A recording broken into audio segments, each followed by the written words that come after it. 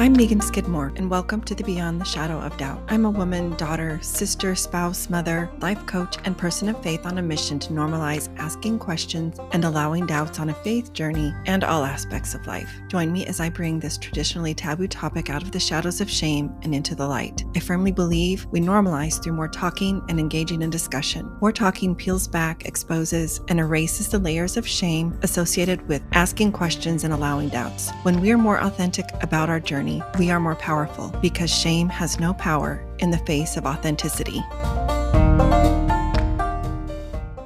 Beginning October 5th, the Dallas Hope Charities Collective Hope Coalition will be hosting their first ever book club and wrap up in November in honor of Hunger and Homelessness Awareness Week, November 13th through the 18th. Every week, we'll be discussing Dr. Brandon Andrew Robinson's book, Coming Out to the Streets, and how the book ties in to the Dallas Hope Charities fight to end hopelessness. It begins Thursday, October 5th through Thursday, November 16th. If you would like more information, please send an email to chc@dallashopecharities.org. Books can be purchased on Amazon, Barnes & Noble, UC Press, or through used bookstores. If cost is a barrier, please reach out for alternative options.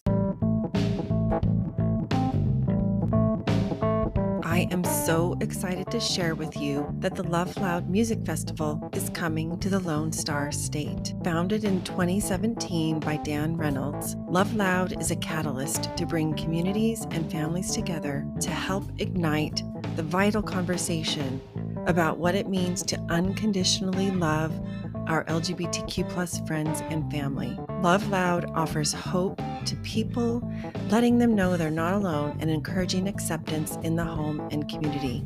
It all begins with talking, sharing, and showing the realities of what LGBTQ+ individuals face daily.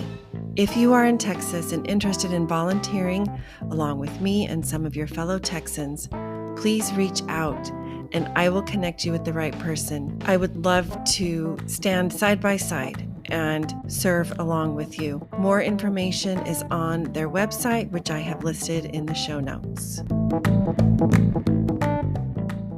I love Halloween, so I decided I would do a fun podcast series. Welcome to Halloween Scaries, things that go bump in the night on a faith journey.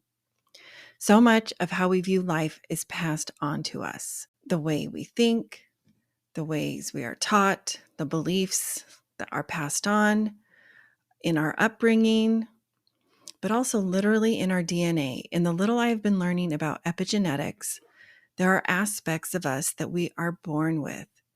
We bring with us because they were passed from our parents' DNA to ours, as it was from our grandparents' DNA to theirs, and so on.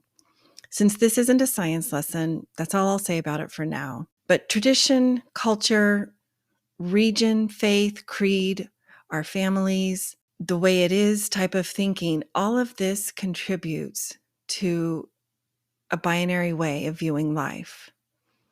And this sounds like either or, black and white. You can do this or that. It's us versus them. This type of thinking.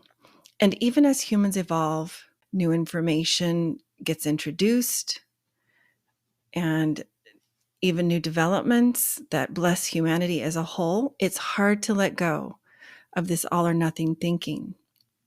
And why is that? The answer is simple. It's fear. We fear what we do not know, and we do not like uncertainty. Not every single person is like this. In general, though, we gravitate towards what feels safe. That doesn't mean whatever we're headed for is safe, just that we perceive it as so. So why is this a Halloween scary? Well, at this point in life, I have learned that I have a lot more questions than I do answers. If I were to answer the question, what do I know right now? Well, it would sound like this. I know that I have a mind, a physical body, and a soul. I can feel that distinction within. I have experiences, they change me. I learn new information, I internalize it. I can feel emotions in my body, I metabolize them, I embody the ones that resonate. I know these things. I have experienced them for myself. I also know there are things I can do to strengthen the literal muscles of my physical body, or to strengthen my mental capacity and flexibility, or increase my emotional well and understanding of emotional experiences.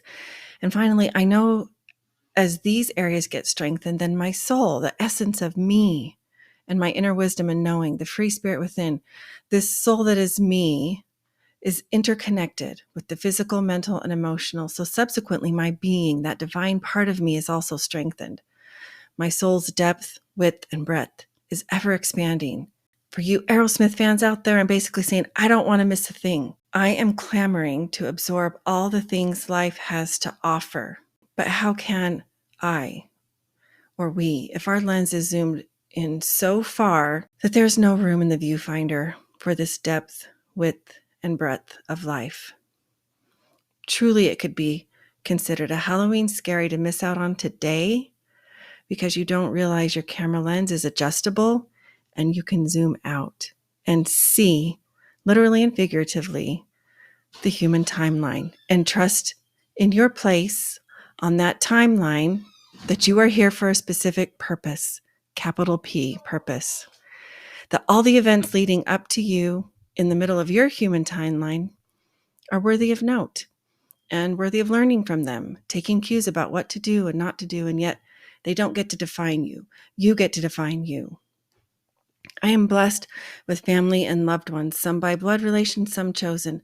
I feel these connections as I talk, chat, discuss, exchange information and life viewpoints, share experiences, and so on. That is real to me. That is also something I know right now. I know that I can walk outside and I see the earth and the sky and everything in between. I know what it feels like when a breeze is blowing across my skin or the raindrops on my head. I'm an empath by nature. So through experience, through trial and error, or actually I like to call it learning, through awareness, through listening to my inner voice and getting to know people, I know how to experience my intuition. I know this. I've learned to listen to it, to hear it, to trust it. There's more that I could add as an answer to the question, what do you know right now?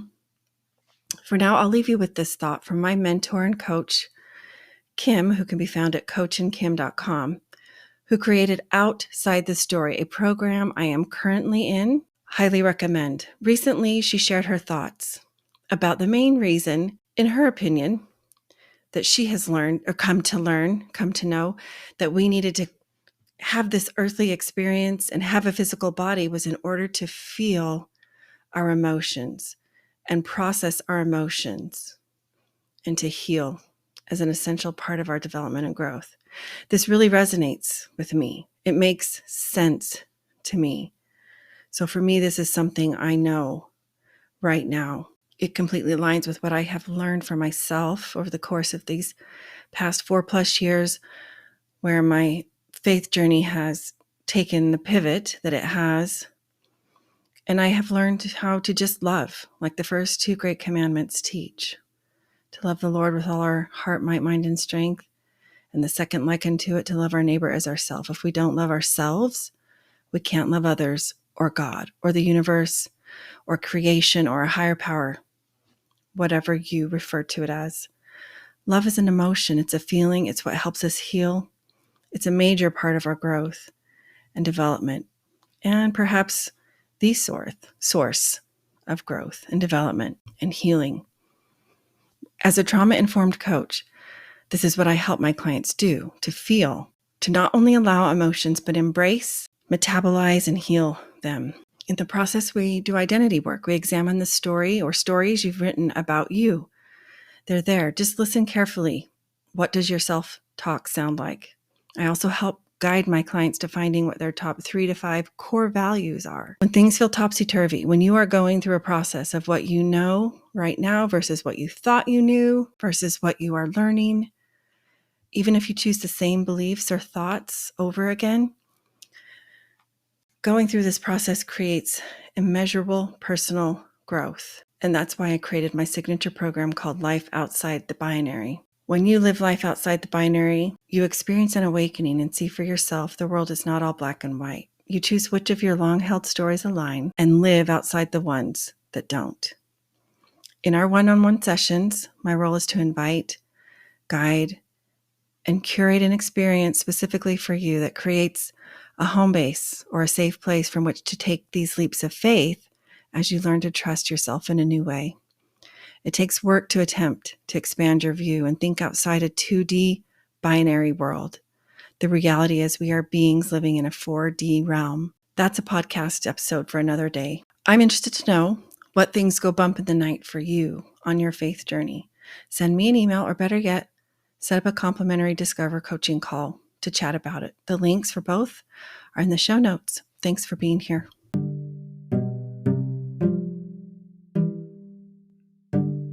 Hopeful Spaces is a Dallas Hope Charities component of Hopeful Discussions, sponsored by Mercedes-Benz Financial Services USA. It's a free monthly parent, ally, or caregiver support group facilitated by Megan Skidmore Coaching. Email chc@dallashopecharities.org for more info.